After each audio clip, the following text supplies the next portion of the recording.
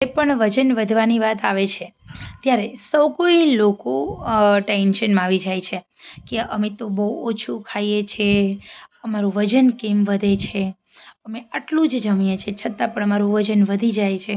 તો હવે આજે હું તમને એકદમ સરસ મજાનો પાચન તંત્ર અને મેટાબોલિઝમ તમારું સેટ કરવા માટેનો ઉપાય બતાવું છું।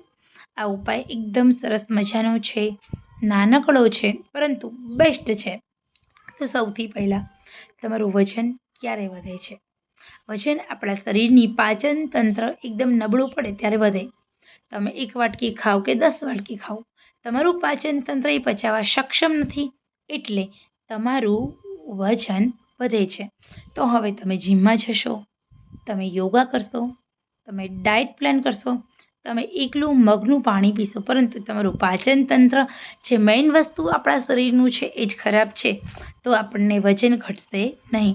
તો હવે અહીંયા તમારે તમારા મેટાબોલિઝમને, તમારા પાચન તંત્રને એકદમ ઠીક કરવા માટેનો પ્રયત્ન કરવાનો છે। તો સૌથી પહેલાં રાત્રે સૂતા પહેલાં 1 ચમચી સૂકા ધાણા, અડધી ચમચી અજમો, અડધી ચમચી જીરું, અડધી ચમચી તમારે લેવાનું છે જે ઇલાયચી, લવિંગ, તમાલપત્ર અને તજ, આ બધું થોડી થોડી માત્રામાં લેવાનું છે અને એ પછી તમારે આ બધું જ વસ્તુ મિક્સ કરવાની છે। સાથે 4 થી 5 સૂકા આમળા હોય એના કટકા લેવાના છે। બસ આટલી વસ્તુ મિક્સ કરવાની છે અને આખી રાત એક વાસણમાં પાણીમાં પલળવા દેવાની। આ પાણી સવારે ઉકાળી અને નરણા કોઠે ગરમ ગરમ પી લેવાનું છે।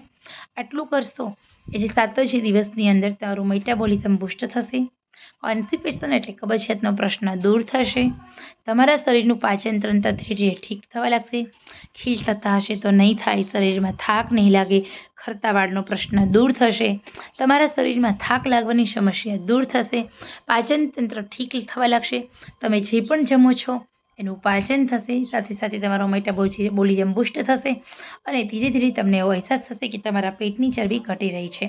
પેટની ચરબી એટલા માટે ઘટી રહી છે કે આપણું પાચન તંત્ર મજબૂત થયું છે એટલે તમે જે પણ ખોરાક ખાઓ છો એ પચી રહ્યો છે।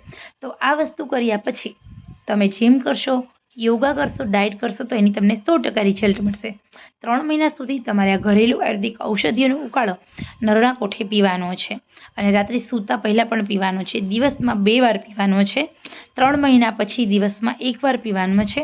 6 મહિના સુધી આ પ્રયોગ કરશો એ પછી વીકમાં 1 જ વાર આ ઉકાળો પીવાનો છે। બસ એવી રીતે કન્ટિન્યુ ચાલુ રાખવાનું છે। 100 વર્ષ સુધી તમારું વજન નહીં વધે, તમારું મેટાબોલિઝમ બૂસ્ટ રહેશે, તમારું પાચન તંત્ર સ્ટ્રોંગ રહેશે, તમારા શરીરની અંદર પાચન તંત્ર રિગાર્ડિંગ રોગ જેમ કે ડાયાબિટીસ, થાઇરોઇડ, કોલેસ્ટ્રોલ કાબૂમાં રહેશે, સાંધાના દર્દ નહીં થાય। આમાં આપણે 1 ચમચી મેથી દાણા પણ ઉમેરી દઈએ કે અડધી ચમચી મેથી દાણા કડવા જે હોય એ ઉમેરી દેવાના છે અને આ ઉકાળો તમારે બનાવવાનો છે। નિયમિત રીતે આ બધી જ વસ્તુ ઘરમાં રાખવાની છે। આટલી વસ્તુ ઘરમાં રાખી આનો ઉકાળો પીશો તો 100 વર્ષ સુધી તમે તમારા શરીરને કોઈ જ રોગ નહીં થાય। પરંતુ એવું નથી કે આપણે આ ઉકાળો પીએ છીએ તો આપણે બધી જ વસ્તુ ખાવા પીવાની છે। આપણા પાચન તંત્રને નબળા પાડે એવા ખોરાકથી દૂર રહેવાનું। પહેલું સુખ તે જાતે નર્યા। ખાનપાનના થોડા નિયમો ફોલો કરવાના છે। નાની ભૂખ લાગીને પાણીપુરી ખાવી, નાની ભૂખ લાગીને સેન્ડવિચ ખાવી, વડાપાઉં ખાવું, આવું બધું મહિનામાં 1 જ વાર ખાવું છે। જીભને ચટાકો બંધ કરવાનો। આપણા ઘરની અંદર બનતો શુદ્ધ સાત્વિક આહાર જમવાનો, બને એટલું બાફેલી વસ્તુ ખાવાની છે, તીખું તળેલું ઓછું ખાવાનું, મીઠાઈ ઓછી ખાવાની, ખાવી તો ઘરે બનાવીને ખાવી। આટલું ધ્યાન રાખશો 100% તમને રાહત મળશે। તો ખરેખર આ સરસ મજાનો ઉપાય માત્ર તમારા માટે છે। થોડો તમારા ખાનપાનમાં ફેરફાર કરો, આ ઉકાળો પીવો અને આપણા જીવનની અંદર થોડા ખાવા પીવાના નીતિ નિયમો બનાવો। આપણું શરીર ડસ્ટબિન નથી કે આપણે ગમે તે ખાઈ લઈએ। આપણું શરીર છે એ આપણે સોનાના ખજાનાની જેમ સાચવવાનું છે। જેવી રીતે આપણે તિજોરીમાં ઘરના ખૂણે આપણે સોનું મૂકીએ છીએ તો એ આપણે કેવું સરસ સાચવીએ છીએ, એમાં ખોટી કટલેરી પણ આપણે નથી મૂકતા। તો ભાઈ આપણું શરીરની અંદર આપણા અવયવો બધા સોનાના છે।